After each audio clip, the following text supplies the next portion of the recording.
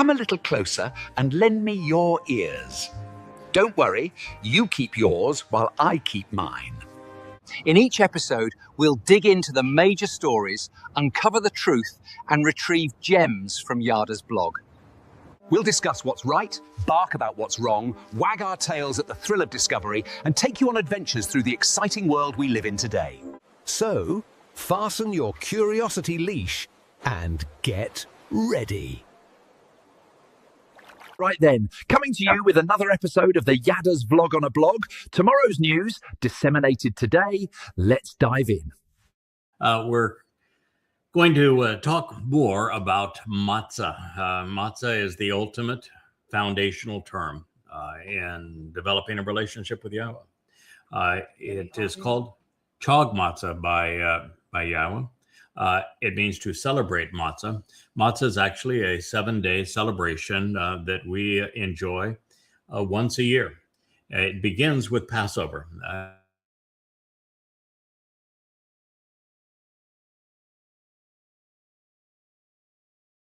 Passover is just the first day of Chag Matzah.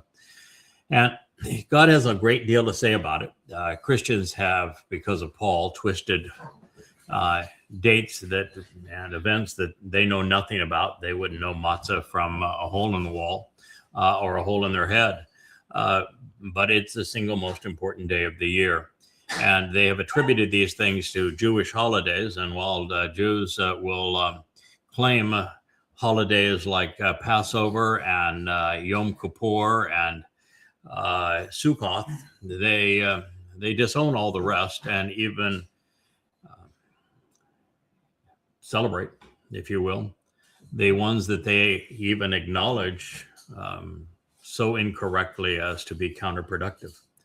So they're most certainly not Jewish holidays. They belong to Yahowah, and then we're going to review again what Yahowah had to say about them. He said that they are Mow'ed. They were restoring witnesses to the eternal testimony designated by appointed meeting times. And he said they are of Yahowah. And their purpose is to show the way to the benefits of the relationship. He said, you are continually and genuinely invited to attend them as set apart mikre invitations to be called out and meet.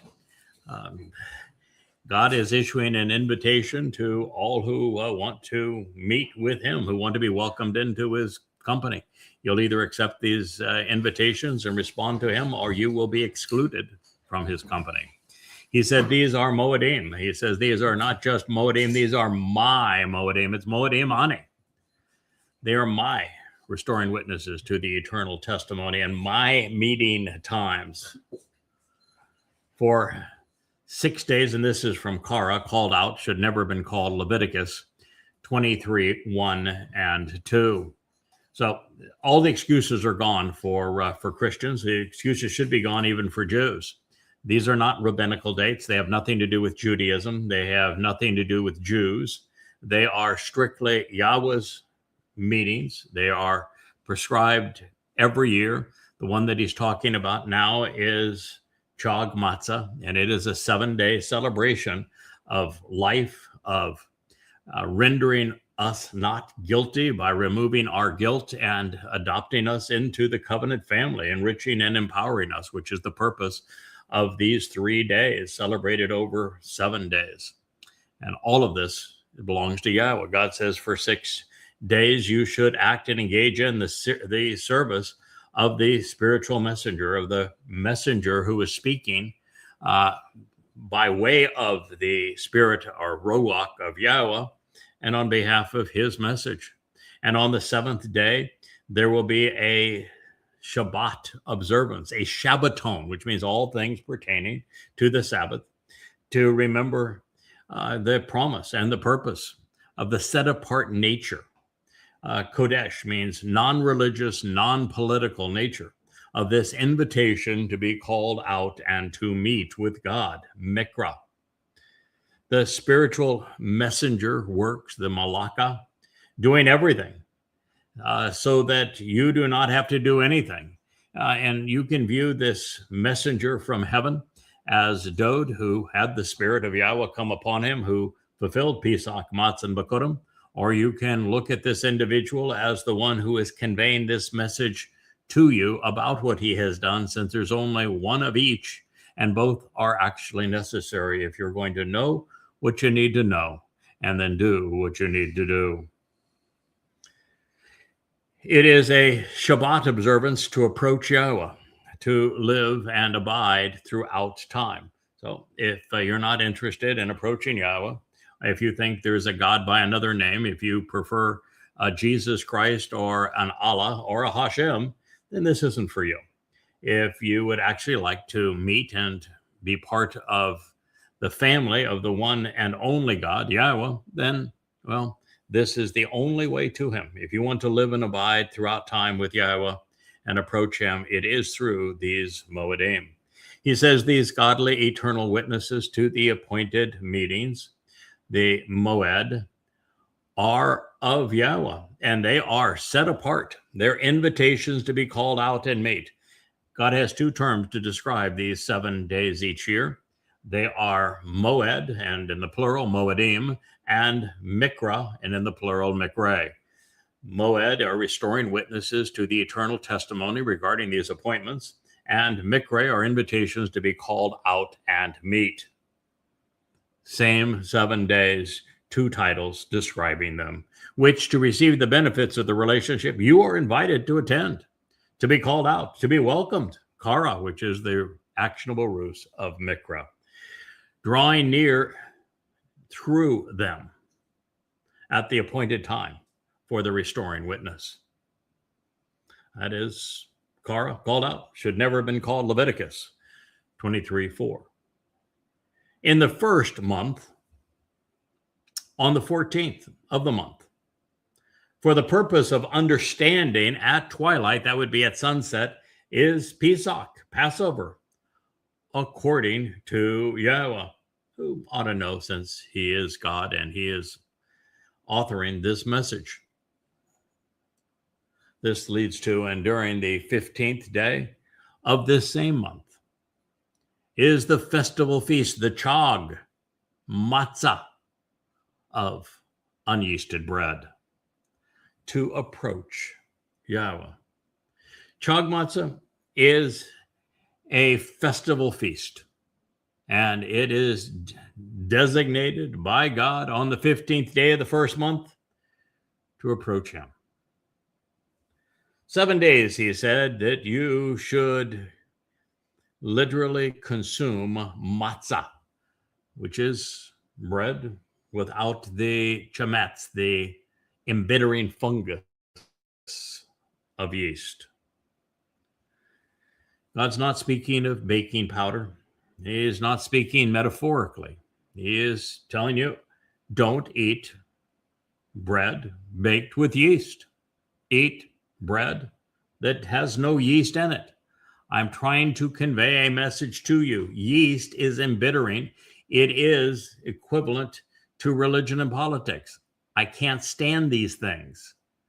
They have to be removed for you to approach me. That's the purpose of matzah, is to be disjoined from, severed from, have no contact with, to no longer be stained or stigmatized by the stench of religion or politics.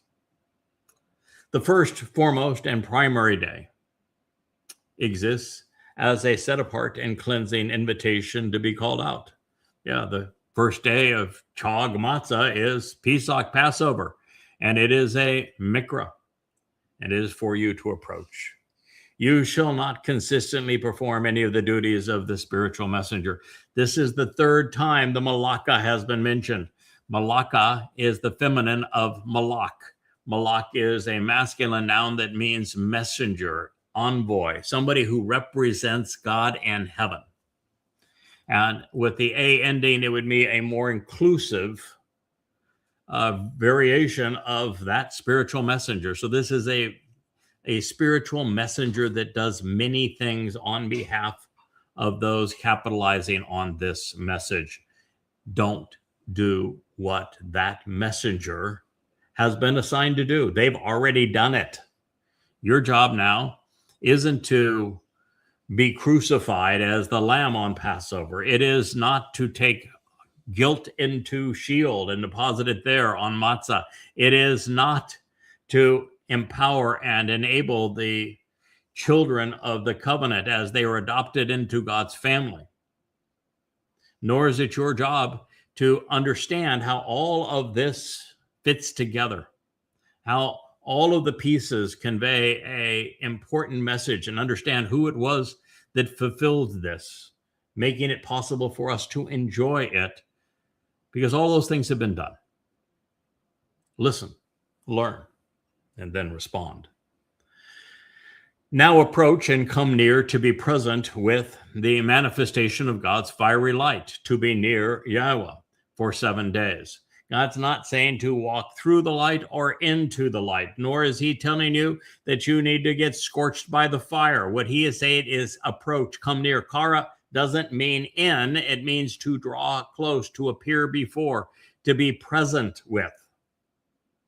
And Isha is just like Malaka. Ish is the masculine word for fire. With the ending, it makes it more complete. Just like a man might be more physically strong and a woman would be more nurturing, you bring them together and you have a compassionate and strong individual. The same thing is true here. So it is the fullness, if you will, of the fiery light to be near Yahowah for 7 days. And the reason for this is that fire, as I explained in part 1 of our basic presentation of Matzah, is that fire is transformative. It takes decaying organic materials, like our bodies, for example, and transforms them into light and energy, which is what God's going to do with our soul for those who capitalize upon by responding to and by understanding and capitalizing upon Dowd's fulfillment in collaboration with Yahowah of Pesach, Matzah, and Bakurim. It says, you shall not do any part of the ministerial responsibilities of who again? The spiritual messenger, the Malaka. God's serious about this. And from his point of view, there are a very limited number of people who he would qualify as a Malaka. Moses was certainly one. He conveyed this message, and he had the spirit of Yahowah upon him. Dowd is the most outstanding of them. He had the spirit of Yahowah come upon him, and therefore he is also heaven's messenger. As the Towrah, I have 7 spirits of Yahowah who work through me, and which would make me most certainly a spiritual messenger of Yahowah. 2 of those individuals play major roles in fulfilling these mikre, also known as Mow'ed. Dowd fulfilled Pesach, Matzah, Bakurim. I am responsible for Shabbat and Towrah. And then we all return. I'm just a sidekick, but it's the return of Dowd and Yahowah on Kippurim, the day of reconciliation, so that we are responsible for that returning remnant of Yisrael come Sukkah. So it's obviously very important that you know who the players are.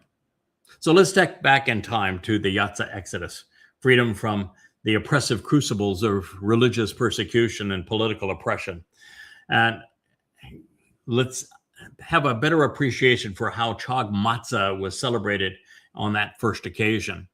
As the life and death issues associated with Passover were resolved, Yahowah spoke of how celebrating unyeasted bread would restore the relationship. He said, I am Yahowah.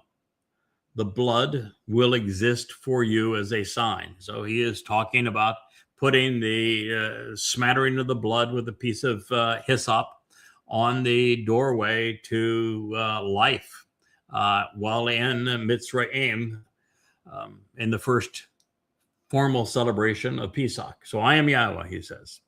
He happens to be God. He's not the Lord. He's not Hashem. He's not Jesus. He's not Allah. He is Yahowah. If you don't know his name, you're not using his name, you do not know him. And if you do not know him, this message is not for you. Please turn it off. There's no purpose for you to listen. I am Yahowah. The blood will exist for you, not for you, as a sign, as an oath.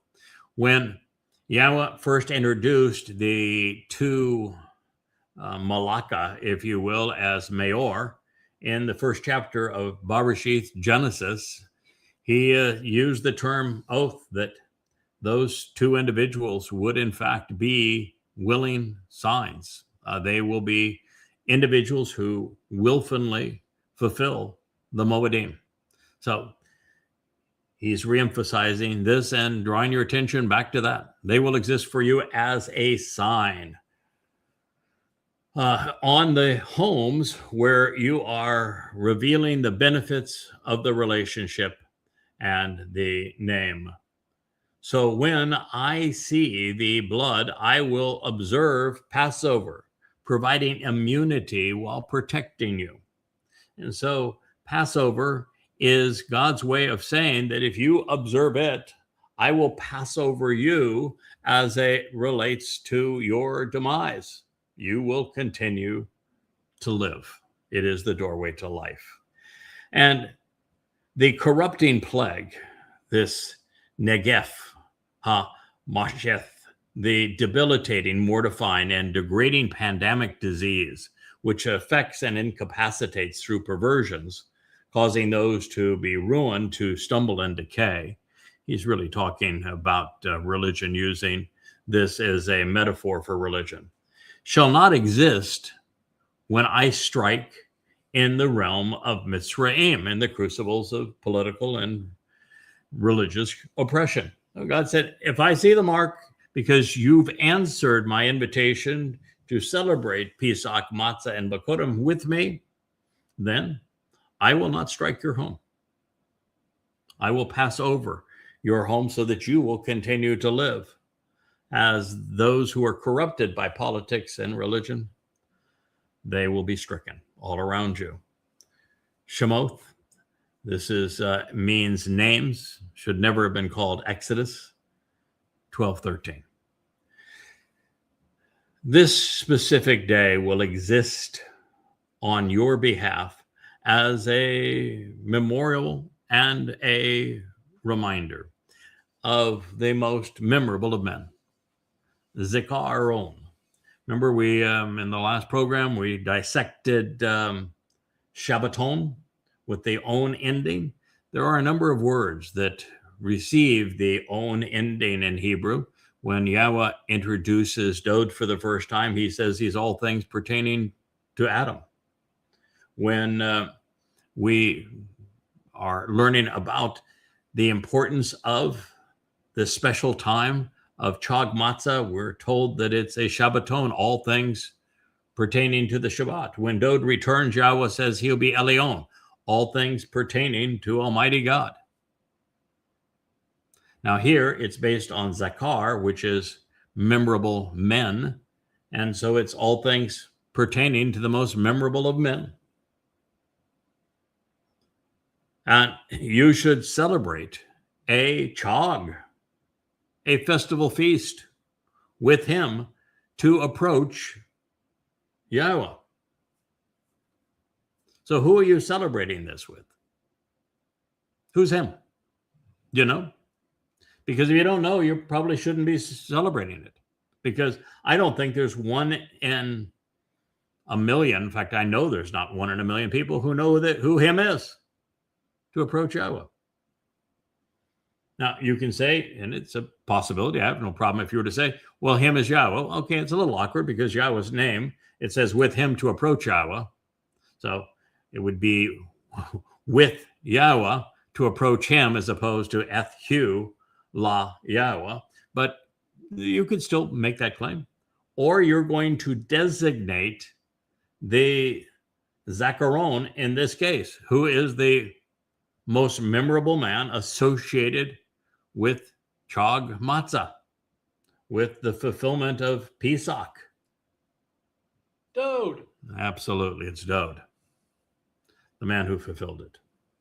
Well, God's encouraging you to be smart enough to figure that out. Now, when he said that, the 3,450 years ago, the children of Israel didn't know Dowd, although they would, because when Moshe had his meltdown, Yahowah introduced him and the children of Israel to Dowd, the Almighty's Dowd.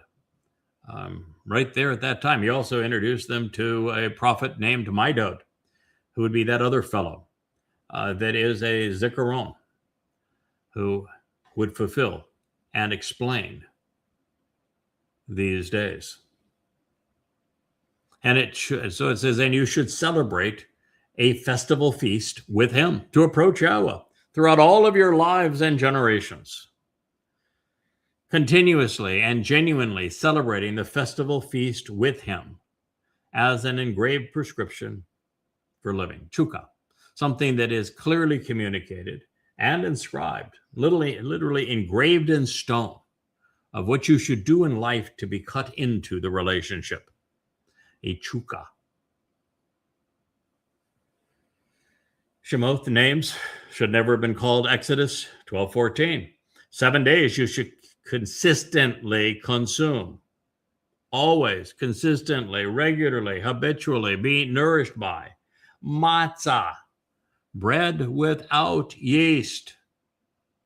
You can call it flat bread, but that misses the point, doesn't it? To become such that you know you can approach Yahowah when the fungus of religion is removed from you. It is, by the way, the derivation of matzah is really quite interesting, because it is from matzahs. You know what matzahs means? To drain out and to remove. So it is a time when yeast is being removed. And God doesn't care about the bread. He cares about your soul. It's being removed from your soul. You don't have yeast in your soul. Oh, well, if you're religious and political, you do. Because from God's point of view, it's religion and political and politics that is the yeast that needs to be drained out and removed. Indeed, on the first and foremost day, you should observe the Shabbat by removing yeast from your homes and from your household. Remove yeast, it's seor, the fungus, culture in food and drink, fermenting as a fermenting agent that leavens. Remove it. You should continue to observe this Shabbat by removing the yeast. Beginning, of course, the first day of Chag Matzah is Passover. Truly, because anyone and everyone who consumes to the point of being defined by having eaten yeasted bread, chametz, bread which includes the fungus of yeast and has become soured, embittered, cruel, and oppressive. What are the most soured, embittered, cruel, and oppressive doctrines in human history? Religion. Religion which are used to empower governments and kings and all manner of clerics and all that they have done. You look at the world, we're closer maybe to the New World, where the Incas, the Aztecs, and the Mayans were engaged in human sacrifice. They would literally pull out the beating heart of someone. Savage, deadly, embittered, ugly. And virtually every civilization was involved in one way or another in human sacrifice. And even those that didn't make a big spectacle of human sacrifice sacrificed millions of humans and their lust for power and control.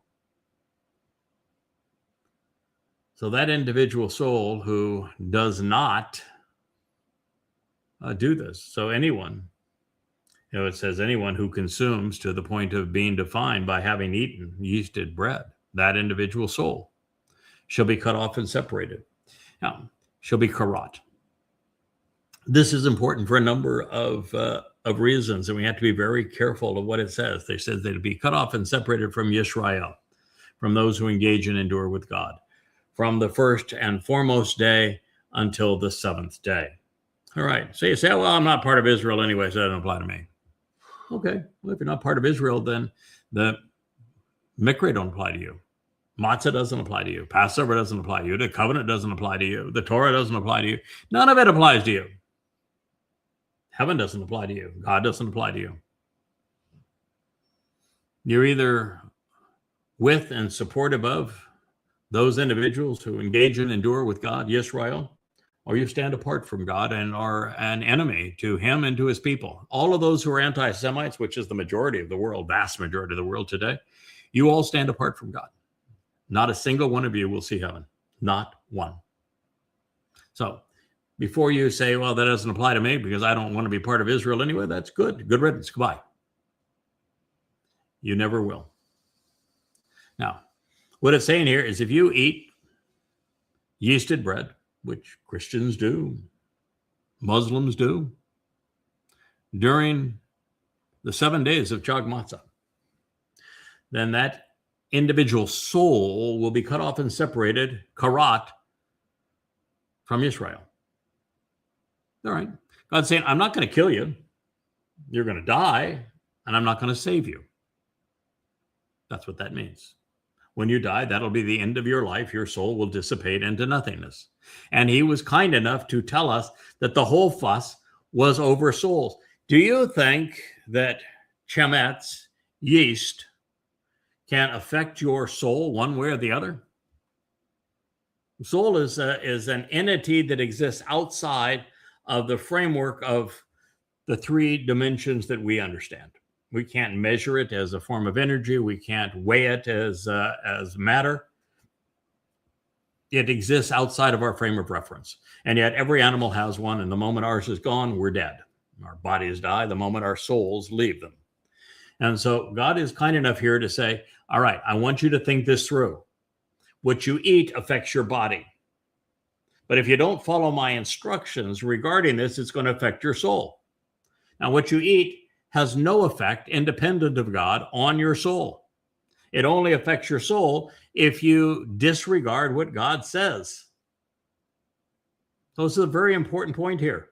God's not saying if you eat yeast during the 7 days of Chag Matzah, which Jews do not celebrate Chag Matzah, and Christians most certainly don't celebrate it. Muslims don't celebrate it. Secularists don't celebrate it. So that would be everybody but a very, very, very tiny percentage of the world's population that remove yeast from their diet for the 7 days of Chag Matzah under the auspices of knowing that it is Chag Matzah.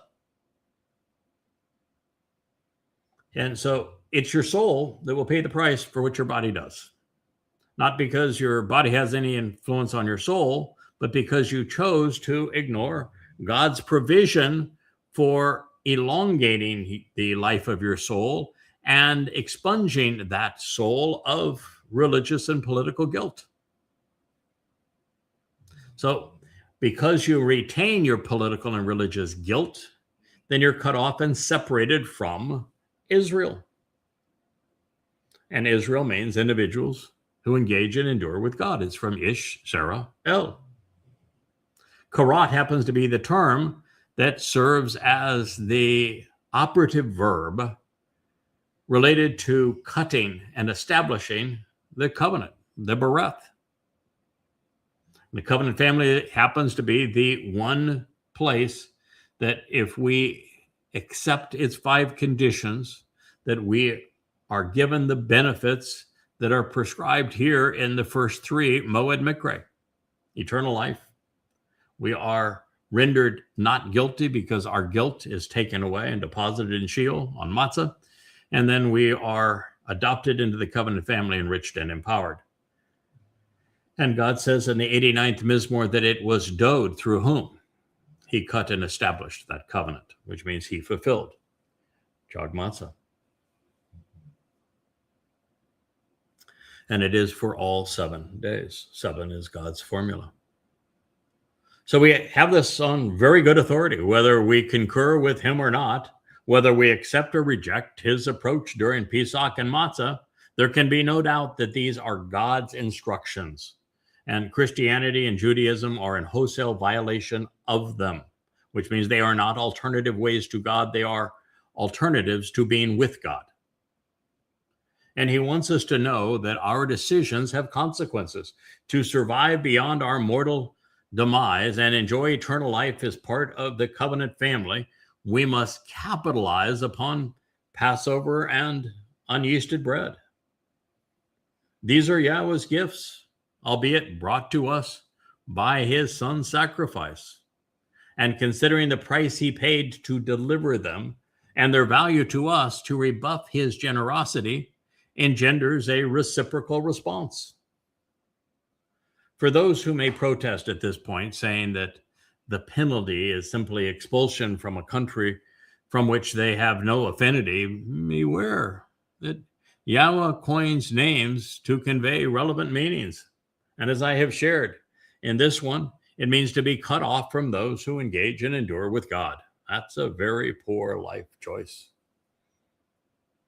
Now, this was not the first time, nor will it be the last, that God will be so direct regarding a departure from a very specific path that he has scribed and described and enabled in the Torah. His first proclamation occurred in the discussion of Pesach. Let me remind you, he said, the individual who himself is clean, but does not exist on the way, when he refrains from and refuses to act upon Pesach, Passover, that soul will be cut off and separated from his or her family. This is because Yahweh's sacrificial offering to approach was not present at the appointed time in accordance with the eternal testimony. That individual and his guilt remain. He retains his guilt and bears it. God provided a means for our guilt to be removed, to be expunged from our souls. That is when Dowd, after fulfilling Pesach by sacrificing his disposable body, it being incinerated that night, his soul went into Sheol, carrying our guilt, to deposit it there where it would never be seen before in Sheol, which is equivalent to a black hole and is known as hell. With it gone, we're absolutely good with God. But if you don't capitalize upon Pesach and Matsah, then you're not good with God, and it'll be the end for you. Your choice, but it comes with a consequence. It says that individual will bear his guilt. The only way for your guilt to be removed is for it to be carried into Sheol by Dowd on Matsah. You don't celebrate Matsah. You don't understand what Dowd did. You don't capitalize upon it. You're not appreciative of this. You don't respond to Yahweh's invitation to benefit in this way. Then you will die with your guilt. And if you die with your guilt, then the dissipation of your soul will be commiserate with your physical death. No penalty, no reward, just gone. The same message now is repeated during Yom Kippurim, the Day of Reconciliations, regarding souls not answering the summons to approach the transformative fire that takes our bodies, which are limitations, and transforms them such that they are surrounded by, our soul is surrounded by energy and light. So Yahweh says, because any soul who does not respond to the summons and answer, remember we said God's given you an invitation to meet with him. What's the appropriate thing to do? To respond, to answer that invitation? Well, that Hebrew word is anah.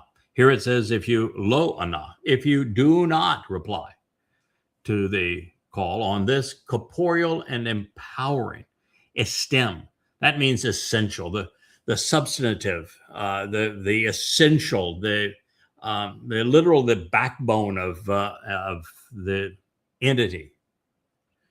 So if you do not respond, any soul, he's not talking about bodies here. Bodies come and go. It's a tragedy that people are so hung up on bodies that they're not able to see the big picture.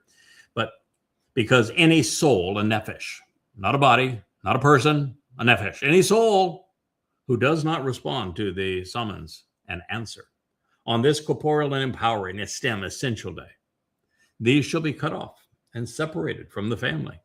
There is one family, it's called the covenant, and that is what they would be separated from.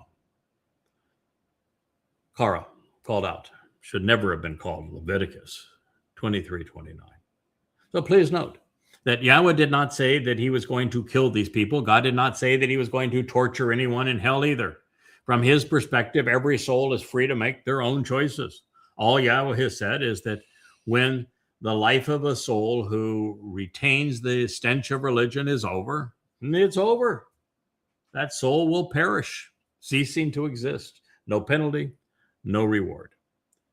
During the first and foremost day, there is a set-apart invitation to be called out and meet, Kodesh, Mikra.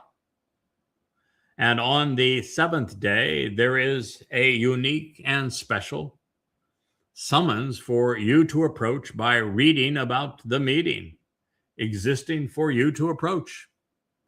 Do not do, he says, any of the service of the heavenly representative, the Malaka, whether that you view as Dowd now or Yada later, or Dowd and Yada. They're the ones imbued with the Ruach, Spirit of Yahweh, that are doing the work for you so that you can benefit. All you need to do is answer the invitation and listen, learn, and respond appropriately. Not too tough. So do not do any of the service of the heavenly representative during them. Get it? Got it? Only that which reveals the benefits of the relationship should be consumed by each individual soul. Souls don't eat, so God is talking about his directions. For you to approach, consistently act and engage alone by oneself as a member of the community. This is an individual invitation. You can dine with your family, but each individual soul is responsible for themselves. So be observant by closely examining and carefully considering those things which are associated with matzah, unyeasted bread. Because indeed, on this essential and foundational day, esteem, structurally vital, substantive day, I descended to serve and brought out your vast assemblage of troubled individuals from the realm of Mitzrayim, the crucibles of political and religious oppression. Therefore, observe these things, which are associated with this very specific day throughout all of your generations, your household, and lives. This is an eternal, going back in time and well into the future, inscribed prescription for living, cut you into this relationship. Shemot names, Exodus 12:17. Did you understand what God just said? He said that if you don't take advantage of this, that your individual soul will suffer the consequence. I'm giving you a path that is easy for you to understand, easy for you to accept, to leave the troubled world of political and religious men and to come into my home. So I want you to consistently engage. Do this. Be responsible. Show some initiative and be observant. Shamar, use your eyes, use your ears, open your mind. Consider this information that is being brought to your attention. Contemplate its implications of everything that is associated with matzah. He didn't say everything that was associated with Pesach, did he? Because Pesach by itself is counterproductive. Matzah is beneficial no matter if you celebrate Pesach or not, but I would always do it as God instructs and celebrate Pesach before Matzah and Bokurim after it. But Matzah is the essential day. It's the day that religious and political guilt are removed from our souls. So be observant. Pay attention to this. Understand that Matzah is the day that is essential. It is absolutely foundational. God says it's a stem, and yet rabbis don't even mention it. It means nothing in Christianity. And therefore, there is no hope for any soul that's involved in either of those two religions. The only hope of a soul living past their mortal life here on earth is to respond to God's invitation to celebrate Matzah as the most essential of days. Observe it, because it's the day that God descended to serve. That's the day that you were brought out. That's the day that you were freed from the crucibles of political and religious oppression. And therefore, Matzah is symbolic of freeing your soul from religious and political oppression. And this was achieved by Dowd when he carried our guilt and deposited it into Sheol, hell, which is the equivalent of a black hole, never to be seen again.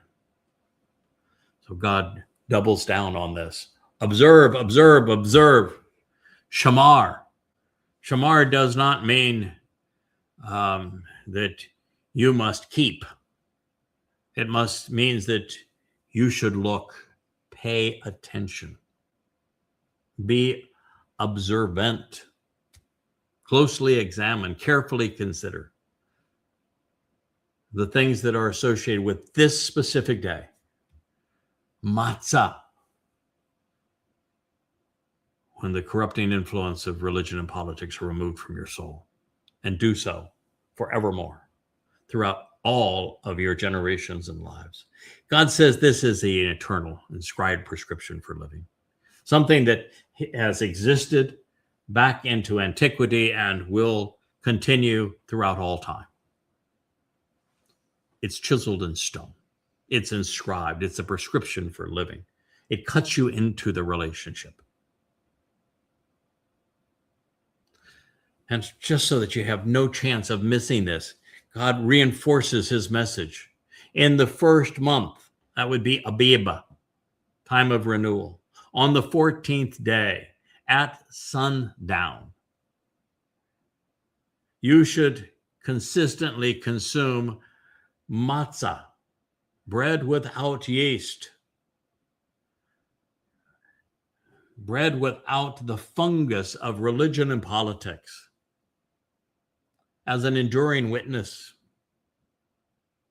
until sunset on the 21st day of the month, the 14th to the 21st, the third week of the first month, which is Abib. So we're reminded that Chag Matzah begins on Pesach, and which is the 14th day of Abib, and there is a set-apart mikra on the foremost day of Matzah, which is the 15th day of the first month. Then Chag Matzah includes the celebration of another invitation to be called out and meet on unyeasted bread on the 20th day, this time devoted to removing religious and political corruption from our souls.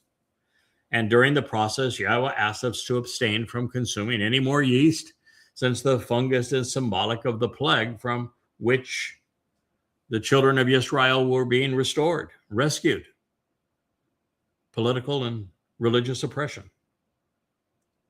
7 days, yeast, shawar, the fungus culture, which is soured and fermented from sha'ar to remove which would otherwise remain, should not be found in your homes. because it's not to be found in God's home. That's why he's offering to remove it. And this is for your soul, not your body. Indeed, any soul who consumes to the point of being defined by, this would be a call written and the participle, which is a noun that is very descriptive. Food with yeast. This is chemetz, that which sours, embitters, and grieves, causing oppression, cruelty, and ruthlessness.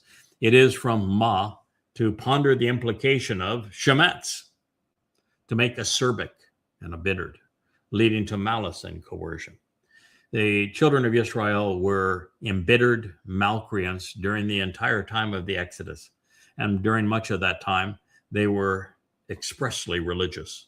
And so this is what shemetz represents. It's the same thing. The waters of Meribah were all about the children of Israel being embittered, being easily coerced and led to malice against God, acerbic in their nature and personality. And that is what shemetz removes. And so with chemetzet, God is just saying, think about what this represents. Ponder its implications. So indeed, any soul who consumed to the point of being identified food with yeast is at that time cut off and banished of their own doing, karat, from the witnessing community of Yisrael. From those different, including, he says, from those of different ethnicities and communities, and including natives of the land. So if you think this doesn't apply to you because you're not Jewish, well, God says, well, if you don't do this, or if you make a mockery of what I have said, then you're going to be cut off from the covenant. And this includes the ger, the different ethnicities, goyim, if you will, including natives. And actually, Ezrock has many more connotations than that. But it speaks of someone who is deeply rooted, if you will, in what is known to be true. It says, in this case, who won't be rooted in the land. Any food with yeast should not be consistently consumed in any of your assemblies or communities for an indefinite period of time. You should constantly and invariably be nourished by eating unyeasted bread. So how many times does God need to say that? So what do you think the yeast represents that is so embittering? Why is it referred to as a fungus? Why is it the fungus that creates alcohol, which slows our thinking, impairs our judgment? Doesn't religion impair our judgment? Politics certainly impairs one's judgment. Conspiracy does. Patriotism does. All of these things impairs one's judgment, just like alcohol does. And a fungus is something that, if whether man or woman, you suffer from a fungus, oh man, your whole system will go awry. Everything itches and can be irritating, even become a foul stench that is associated with fungus. So God picked an appropriate term. You know, if a woman has a yeast fungus, ooh, terrible, the itching and even the smell. And so God picked a term that was designed to get your attention. That's what needs to be removed. It's the stench and irritating nature and the pervasive nature of religion. Some cases also politics. Drain it out, remove it, is what God is saying here. Well, God wasn't finished talking about this. There's more he had to say. It says the religious and political oppressors were intently resolute with the people, hurriedly sending them out of the region. This is an interesting story here about the first Matsah. I just want to share it with you because I think that even though we're nearing our second hour here, a little more time would probably be illustrative for your basic understanding, if you will, of Matsah. And so he said, for they said, we will all die. Finally, it's time to listen to Yahowah. Let his people go. So the people brought along their dough before it was yeasted, and there was a return of the grievous and cruel oppression. So they didn't want a return of this shemesh, this grievous sorrow and cruel oppression. So the yeast is being associated, shemesh, with oppression. And the oppression they suffered under was religious and political, as well as the economic caste system in Mitzrayim, which is a crucible of human oppression. And so the people left their dough before it was affected by where they had been, a place of cruel oppression. That's what it's associating the yeast with. Having their kneading bowls in their garments and upon their shoulders. This is Shemot Names 12:34. So Yahweh has confirmed what we have come to recognize. By using terem shemesh, we know that before the bread was yeasted was indicative of acting before there was a return of the grievous sorrow and cruel oppression as a result of the embittered fungus permeating the culture of ruthless religion. Shemesh drives to the heart of the issue God has been articulating. The reason that the children of Israel were enslaved by one man is that one man presented himself as a god, and his government was based upon priests establishing his rule for the gods. And he didn't listen to Yahweh because he thought he was a god and didn't know Yahweh as the God. And so this is what was the prevailing nature of Mitzrayim. So Yahweh has nothing against yeast per se. His issue is with shemesh, what it represents through its other connotations: ruthless tyranny and subjugation, cruel behavior. By the way, the most subjugating and ruthless of all human institutions is religion. It's what embitters men towards God. It leads to callous repression, merciless conditions, horrific suffering. Look what the Roman Catholic Church did to Jews. Look what Islam does to Jews. Cynical and delusioned people become defiant and harbor animosity towards God, which in turn leads to cognitive dissonance and emotional anguish. When the covetous people enter the realm of politics and religion, they tend to become tyrants who prosper by lording over others. It is what Mitzrayim represents.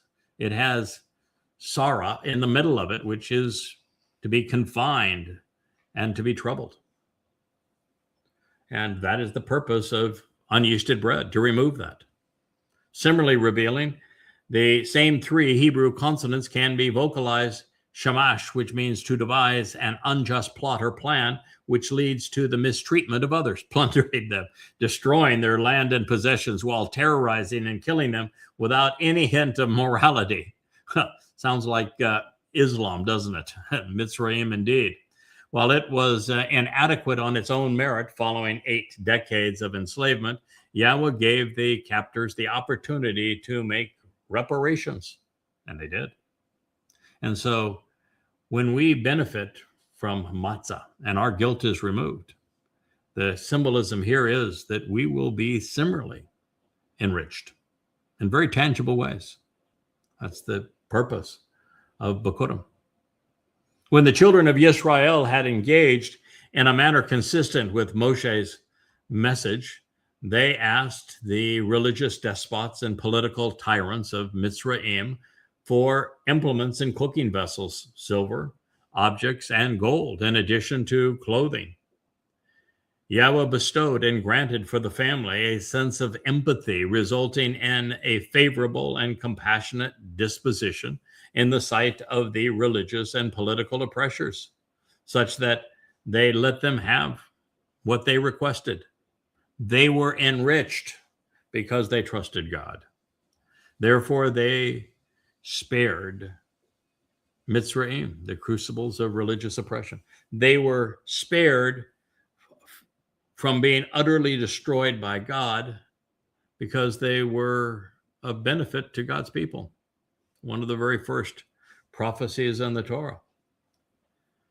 So as their journey to the promised land began, we find God saying, and the children of Israel set out for Ramses. And then they went to Sukkoth, which is where all of this is leading. Pesach, Matsah, Bakodim, Shabuah, Towrah, and Kippurim lead to Sukkoth, shelters, and our return to the garden, where we are protected and sheltered by God.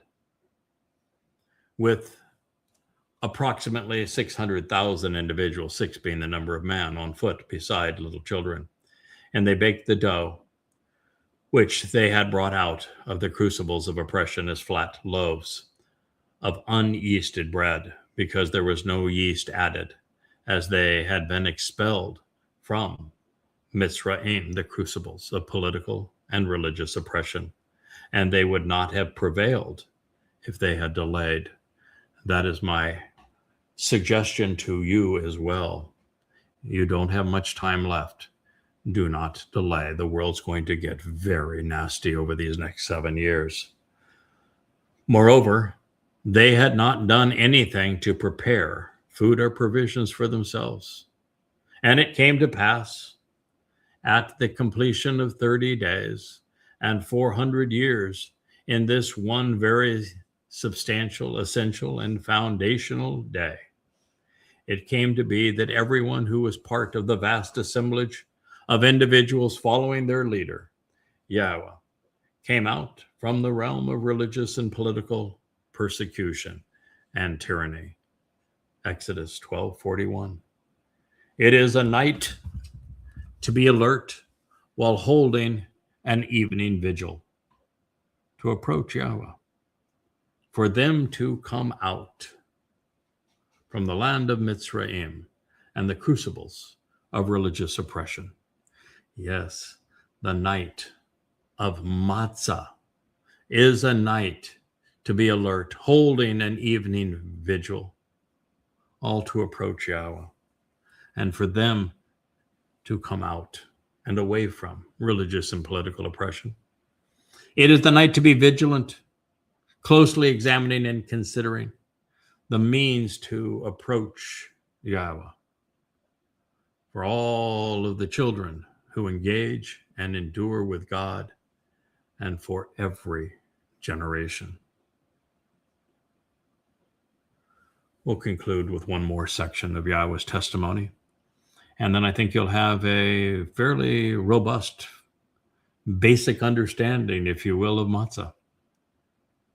For this reads, then Moshe, which means one who draws out, said to the family, remember, Zakar, this unique day, which to reveal the benefits of the relationship, you were brought out, Yatzah, removed from the realm of the religious and political oppressors, out of the house of slavery, of bondage, by way of and with the resolutely and demonstratively powerful and authoritative, firm and unyielding hand of Yahowah. The reason Yahowah had to be so unyielding and firm at this time is children of Israel didn't know him. They had no prior experience of any kind. And so Yahowah made a promise to Abraham and to us through the covenant of what he was going to do. And God never welches on a promise. So he did what he promised he was going to do. And this is why it took a firm and resolute hand, because the children of Israel came kicking and screaming. Who delivered you, removing you from this. And therefore, do not continue to consume chametz, yeast, the fungus within the culture of man, which sours, irritates, embitters, grieves, and oppresses. This day in the month of Abib, the first month of the spring when barley grain is green and still growing, you came forth and you were removed. And it will be when Yahowah brings you to the land of Canaan, the subdued, which for the benefit of the relationship he promised to your father, to give you a land flowing with milk and honey. Then you should expend considerable energy and intensely serve, doing the work in this month. God is not looking for deadbeats. He is not looking for malcreants. There are so many of you out there that claim to be covenant and do nothing, make no contribution at all. You're easily knocked on your heels. You spend all your time trying to find holes in God's program or everything I have to say. If your work is to try to discredit this message, it is not beneficial. God made it really clear with Adam that if you're not willing to listen, to be thoughtful, to be responsible, and to engage, to be responsive as God pleads with everyone in this process, and then be reliable, he is not going to trust your soul with the empowerment and the enrichment and the enablement of making your soul covenant so that you can be released from this planet and explore the universe. You would do too much damage to yourself, to the universe, and to all of us. So 7 days you should consistently consume unyeasted bread, matzah. And on the 7th day, celebrate a festival feast, a chag, to approach Yahowah. That is the purpose of this day.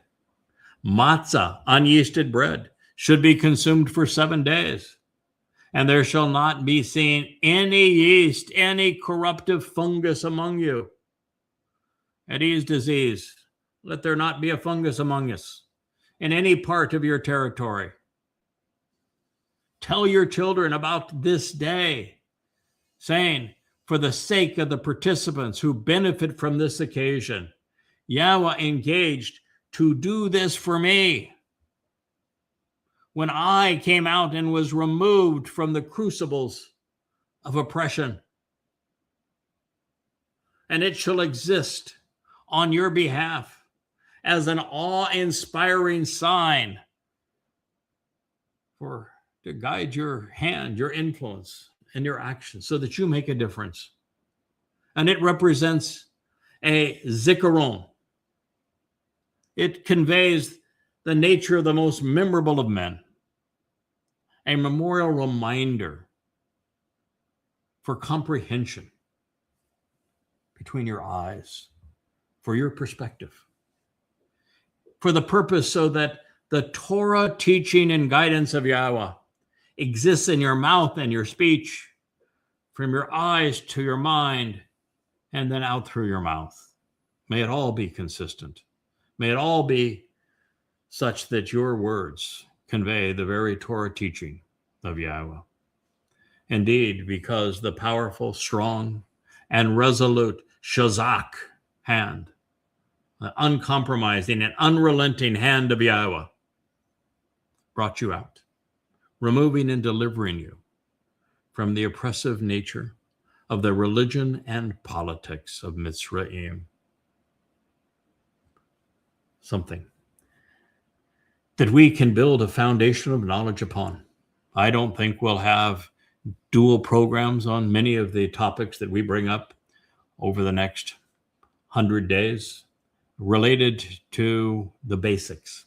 But this is one that is basic to your very survival, to your understanding of who God is, how he engages in our lives, how he makes a difference so that we can approach him and come to know him. It's a powerful message. One, by the way, we get to celebrate here a week from Friday as we celebrate Pesach, Matzah, and Bikurim, and the entire week of chag matzah and unyeasted bread, removing the stench of religion from our souls, capitalizing on what our King and Messiah, the very Son of God, our Savior, did for us nearly 2,000 years ago. Thank you for listening. Good day. tuning in. That was Fetch. Gotta run now. Catch y'all on our next podcast.